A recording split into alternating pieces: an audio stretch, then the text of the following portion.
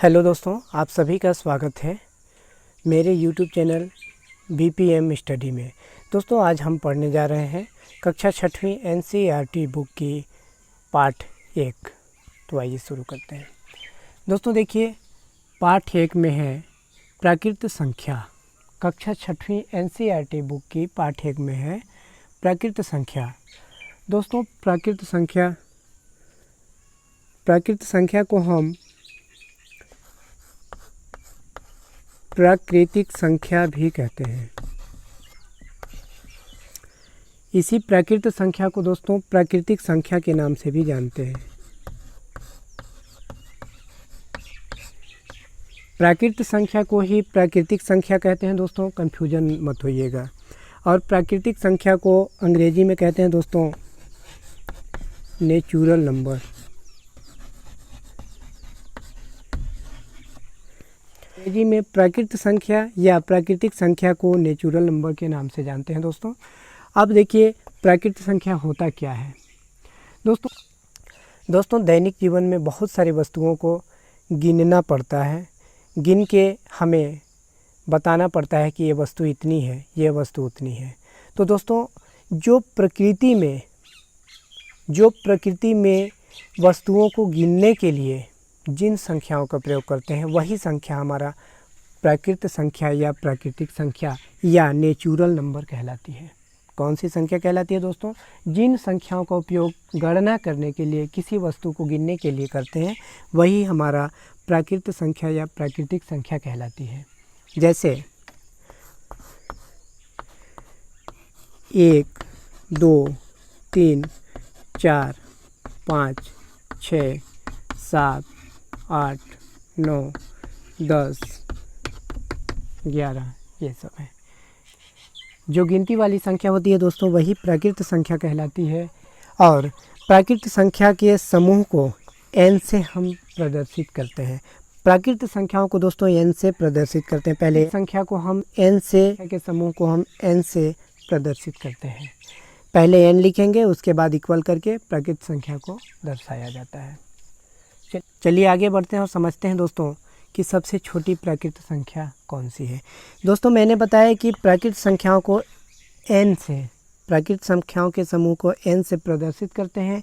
और हमारा प्राकृत संख्या 1 से शुरू हो रहा है। हमारा प्राकृत संख्या 1 से शुरू हो रहा है और 1 से लेकर अनंत तक। दोस्तों, ये अनंत इन्फिनिट का चिन्ह है। 1 से शुरू होता है और अनंत तक। अनंत तक कहने का मतलब है दोस्तों कि जिसकी कोई सीमा नहीं है।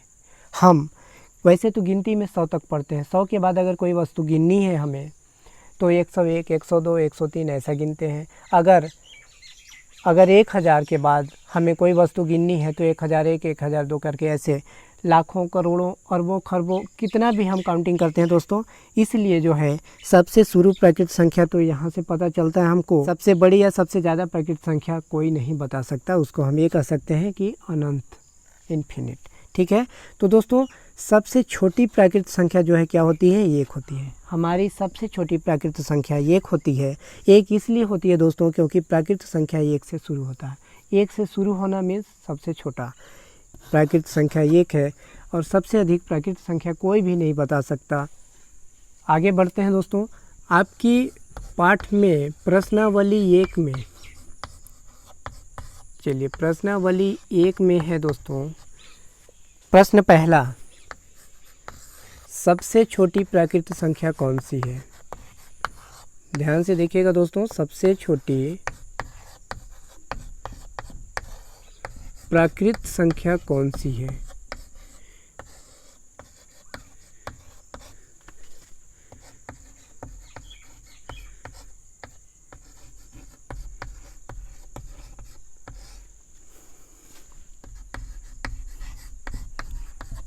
आपकी बुक में पूछा है पहला प्रश्न, सबसे छोटी प्राकृत संख्या कौन सी है?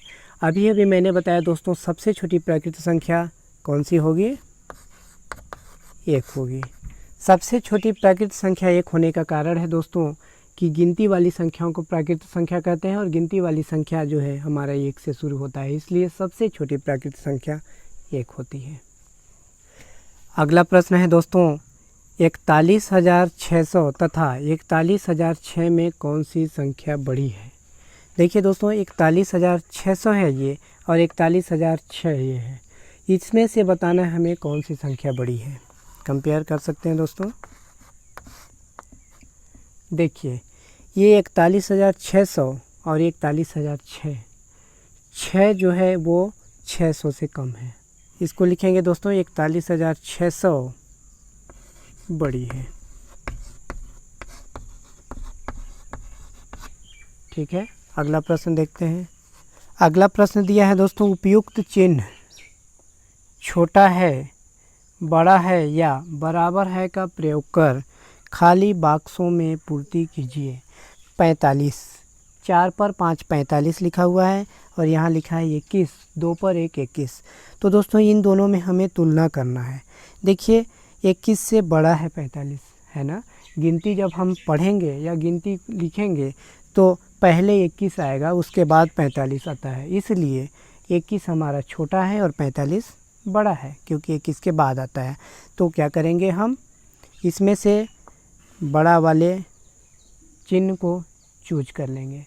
दोस्तों अगर आप इसमें कंफ्यूज होइएगा तो यहाँ देख लीजिए, इधर मुंह जिधर खुला रहता है वहीं ज़्यादा होता है। जिधर ज़्यादा हमारा रहेगा संख्या उधर आपको मुंह खोल देना है, और जिधर कम रहेगा उधर इसका पूँछ होगा। ठीक है, यानी इसका कोना होगा। ठीक है ना। ये देखिए 543 और 345 लिखा हुआ है। इसमें क्या है, 543 और 345। इसमें ज़्यादा कौन है दोस्तों, 345 है, 45। दोस्तों अगला दिया है तीसरा नंबर 15 और 15। इसमें हमें फील करना है कि ये 15 और 15 में सबसे पहले तो तुलना करना है कि कौन बड़ा है कौन छोटा है या फिर बराबर है। तो हम देखेंगे कि ये 15 है, ये भी 15 है। दोस्तों दोनों साइड 15 है, मीन्स दोनों बराबर है। तो हम इस डब्बे में, इस बॉक्स में बराबर का चिन्ह लिख देंगे। अगला है देखिए चौथा नंबर 5304, इकाई दहाई सैकड़ा हज़ार। 5304 और इधर है इकाई दहाई सैकड़ा हज़ार 5340। एक साइड है 5304, दूसरे साइड है 5340। इसमें देखिए दोस्तों 5340 अधिक है, क्योंकि यहाँ 5304 है, इससे ये कम है। इससे ये कितना कम है दोस्तों, 36 कम है ना। 5304 में 36 ज़्यादा है, इसलिए ये 5340 हुआ। ठीक है, तो ये ज़्यादा है तो क्या करेंगे, हम इसकी मुंह इधर खोल देंगे जिधर ज़्यादा है, और इसका पूँछ या इसका नोक जो है वो जिधर कम है उधर खुल जाता है। ठीक है। अगला देखिए इकाई दहाई सैकड़ा हज़ार 10,000, मीन्स 10,991। और ये है इकाई दहाई सैकड़ा हज़ार 10,000, मीन्स 10,091। अब देखिए 91 दोनों में है दोस्तों, लेकिन ये 10,991 है, ये 10,091 है, मीन्स इससे 900 ये अधिक है। 10,091 से 900 इधर अधिक है, इसलिए 10,991 है। तो यहाँ पास ऐसा चिन्ह लगा देंगे। अगला देखिए चौथा नंबर है 876 है। तो देखिए यहाँ 876, यहाँ 786 है, मीन्स ये ज़्यादा है, तो ऐसे कर देंगे। ठीक है, हमारा रिक्त स्थान की पूर्ति हो चुका। दोस्तों अगला प्रश्न चौथा नंबर है, 1 से 100 के बीच की संख्याएं लिखने के लिए कितने बार 9 का प्रयोग करना पड़ता है। दोस्तों चौथा प्रश्न पूछ रहा है 1 से 100 के बीच की संख्या लिखने के लिए कितनी बार 9 का प्रयोग करना पड़ता है, कितनी बार 9 आता है। तो दोस्तों 20 बार आता है। अब आइए देखते हैं कौन कौन से 1 से 100 तक की संख्याएं 9 आती हैं। ठीक है, पहला तो 9 आता है दोस्तों, फिर आएगा 19, 29, 39, 49, 59, 69, 79, 89, 90, 91, 92, 93, 94, 95, 96, 97, 98 और 99। देखिए दोस्तों, 1 2 3 4 5 6 7 8 9 10 11 12 13 14 15 16 17 18 19 20। दोस्तों अगला प्रश्न और 5वां प्रश्न है, और लास्ट भी कह सकते हैं दोस्तों। 4 अंकों की सबसे बड़ी प्राकृत संख्या तथा 3 अंकों की सबसे छोटी प्राकृत संख्या के बीच का अंतर निकालिए। तो दोस्तों 4 अंकों की सबसे बड़ी प्राकृत संख्या पूछ रहा है और 3 अंकों की सबसे छोटी प्राकृत संख्या बताने के बाद उसके बीच का अंतर निकालना है दोस्तों। इसके लिए क्या करना होगा हमें, सबसे पहले 4 अंकों की सबसे बड़ी प्राकृत संख्या लिखनी होगी, फिर 3 अंकों की सबसे छोटी प्राकृत संख्या लिखनी होगी, सबसे अधिक प्राकृत संख्या में सबसे छोटी प्राकृत संख्या को घटाना होगा। अंतर मीन्स घटाना दोस्तों, तो घटाने पर हमें ये सब इसके बीच का कितना अंतर है वो हमें प्राप्त हो जाएगा। देखते हैं। 4 अंकों की सबसे बड़ी संख्या,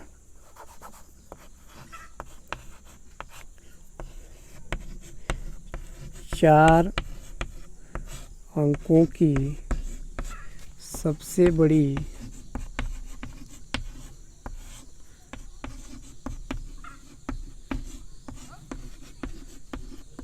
संख्या और 3 अंकों की सबसे छोटी संख्या। 3 अंकों की सबसे